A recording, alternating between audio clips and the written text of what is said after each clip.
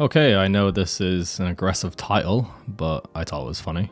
This also applies to power jerks. So what do I mean by this? From doing weightlifting for many years, I've come across loads of people who think they're squat jerkers or power jerkers.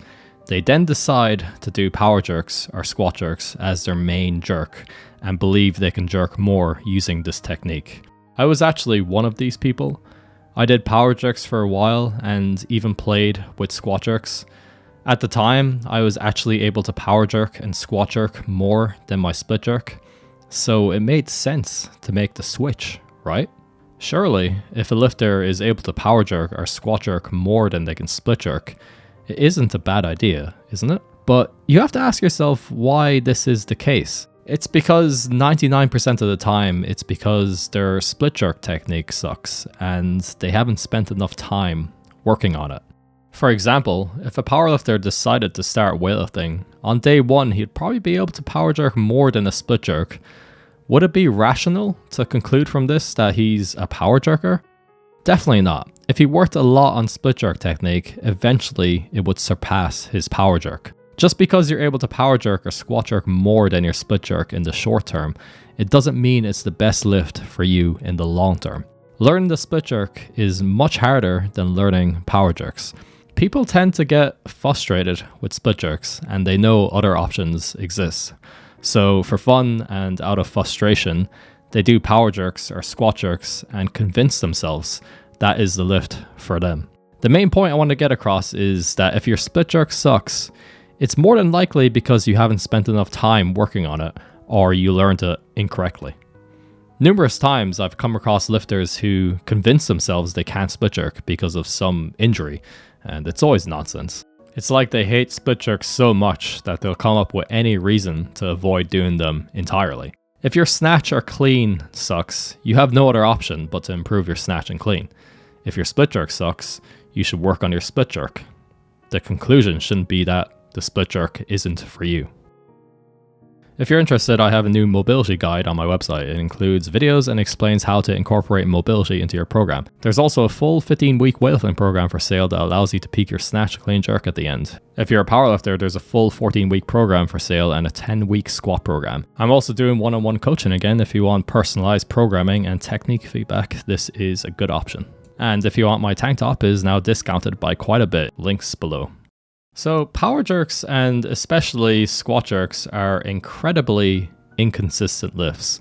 The mobility and stability demands are higher compared to the split jerk. Also, the dip and drive and overhead position has to be more precise. Lifters might be able to squat jerk more than they can split jerk, but when there's only 3 attempts in competition, the safer option is to do split jerks. And even in training, it's much more productive to have consistent lifts. I would even apply these arguments to top-level lifters. I believe if Liu Xiaojun spent his entire career learning and developing his split jerk, he'd probably end up with more consistent clean jerks and maybe even higher numbers. His reasons for abandoning the split jerk are quite strange. It sounded like a technical problem rather than something he couldn't overcome. And I guess another reason people switch is to stand out from the crowd. The squat jerk is seen as cool and unique, making people feel cool when they do it. Sure, it looks cool on Instagram, but when you watch these lifters in a live competition and see how inconsistent their technique is, it's quite nerve-wracking. Personally, I find a well-executed split jerk far more impressive and better looking than a squat jerk. When you see a lifter like Gabriel, who has spent years refining his split jerk technique and developing a stronger body with strong positioning, the split jerk is truly a work of art. Even among Chinese lifters, the ones who split jerk do it extremely well. They know how to teach it. Most lifters struggle with the jerk over the other 2 lifts.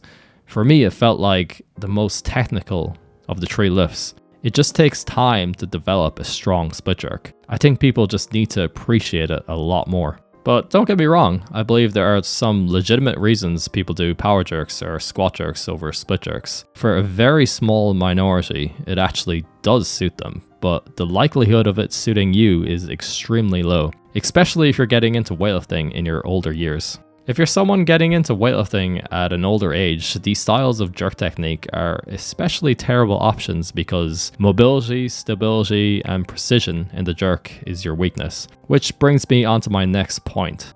As a beginner weightlifter, you should learn and practice power jerks and squat jerks because they're great exercises for weightlifting. As a beginner weightlifter, you'd most likely struggle with overhead mobility and stability. Your jerk technique will also need some work. The power jerk is a great exercise to improve balance in the dip and drive, ensuring you have a vertical dip and drive, since the room for error in the power jerk is smaller compared to the split jerk. It makes it a great exercise to improve your overhead position.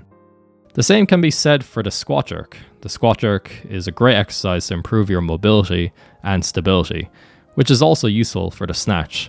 I would even say the ability to squat jerk is a prerequisite to become a good weightlifter, since if you lack the ability to squat jerk, it shows your mobility and stability is limited.